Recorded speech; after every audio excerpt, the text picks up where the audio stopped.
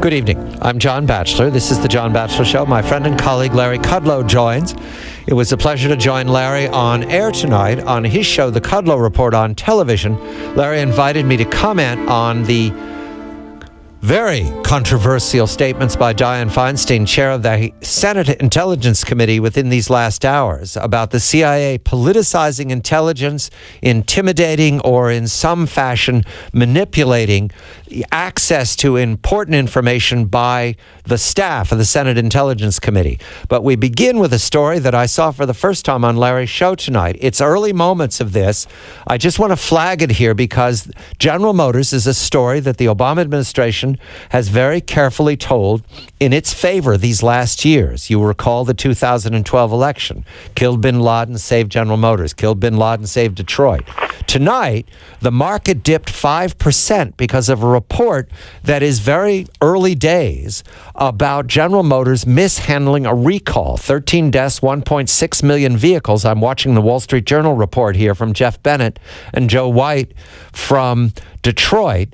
Faulty ignition. And what makes me pay attention to this a lot is that a statement tonight from the chair of the House Energy Committee, Michigan's Fred Upton. Larry, a very good evening to you. You led with this story, but I want to call upon your experience in Wall Street. Stocks like General Motors don't go to 5% unless there's more to this than just somebody making a phone call. Good evening to you, Larry. Good evening, John.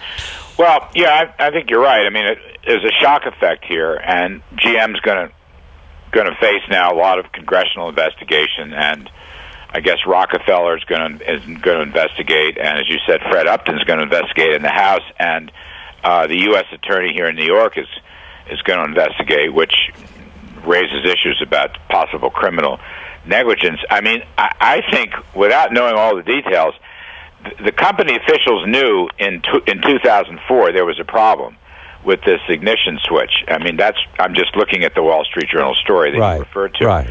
That's a long time. That's a long time before they took any action.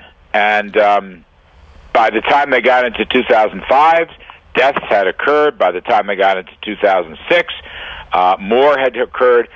So you just have to ask yourself, now this is the old GM under different management, but nonetheless, the woman that runs GM is going to have to do this, Ms. Barra, and I don't know how this is going to turn out. I don't know what the hell they're going to say. Dianne Feinstein making remarks today about her committee being manipulated, politicized, abused, intimidated by the CIA. She didn't name names, but she pointed to the Panetta Report of several years ago. This links to the investigation of interrogation. This is the Bush administration interrogation in Guantanamo or perhaps in combat theater.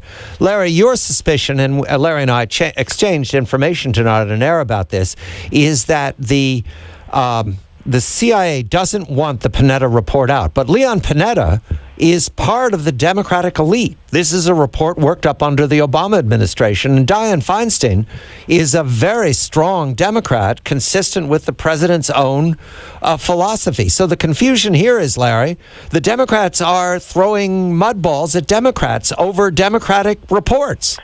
Well, that's true, but I don't think Leon Panetta really was much of a Democrat when he ran the CIA or the Defense Department.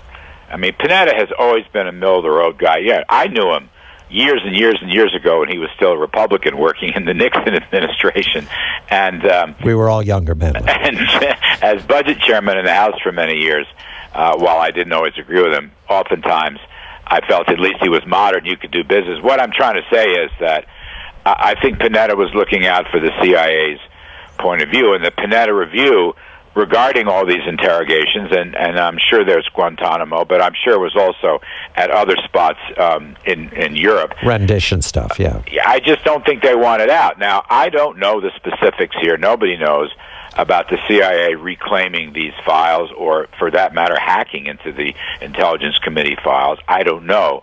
But if I had to guess, they don't want a lot of this stuff out. And I think Feinstein, I agree with you, John, she's a strong Democrat. She's also a liberal Democrat. Let's not forget that. Right. And a lot of times she does side with the intelligence community, including the NSA business, but not entirely. And I just have to wonder whether her staff and her top people want the Panetta Report out there because, Team Obama, I mean, he didn't do it, but he said he was going to close down Guantanamo. He came out always against waterboarding and other forms of tough interrogation. I just think the CIA doesn't want this stuff out there.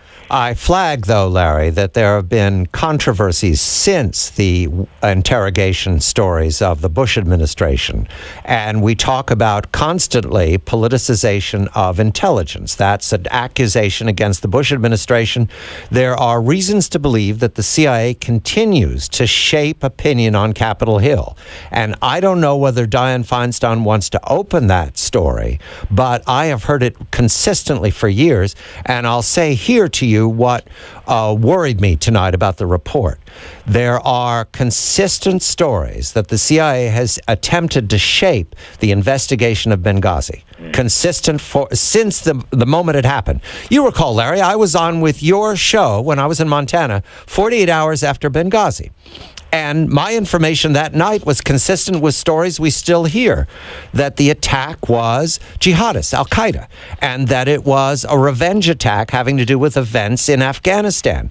The CIA, ever since then, has told a very non-transparent fog of war story about what it was doing in Benghazi, why the CIA agents, operatives, personnel, the persons that rescued in the American Resonance mission, what they were doing over at their compound, why they bugged out. The whole story, Larry, since 2012 has remained fog of war. Well, to my knowledge, that's what Dianne Feinstein is suggesting here, that the CIA has ability to intimidate intelligence investigations. Well, perhaps so. I mean, perhaps so. I don't think we ever really learned what the CIA was doing there. No, we don't. We don't. No, they've never said, and they've never been had to say in public. And I also recall at the time, the first statement from the CIA was from then Director David Petraeus, who actually signed on to this fiction that the White House was creating,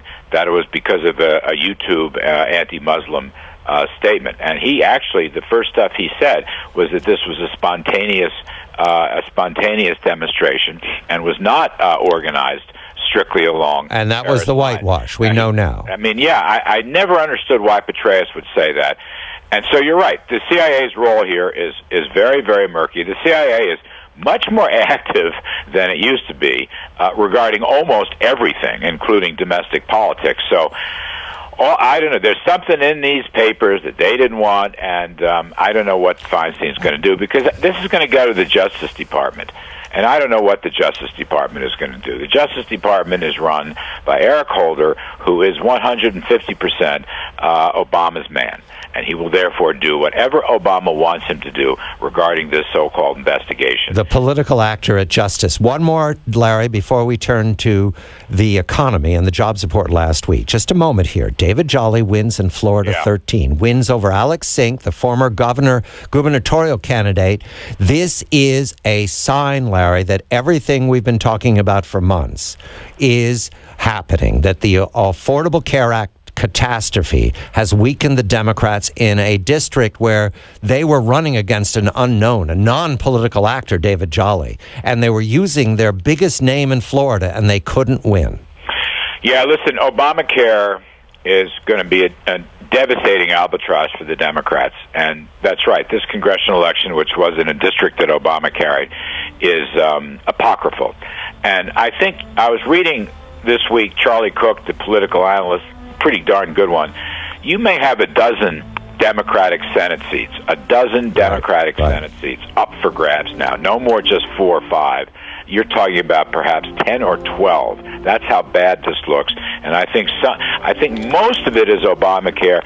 Some of it is a lingering anxiety about the economy and the very poor job situation that we're going to talk about in just a little while. Because, John, there are so many people in this country who are unemployed for one reason or another, and the data don't really show that unless you look carefully into it. This is a big political issue, a very big political issue. We're going to Sudeep Reddy, a financial correspondent for the Wall Street Journal next, to talk about last Friday's jobs report and what it means for the recovery. Larry Kudlow of Kudlow Reports and Kudlow Radio on the Weekend. I'm John Batchelor.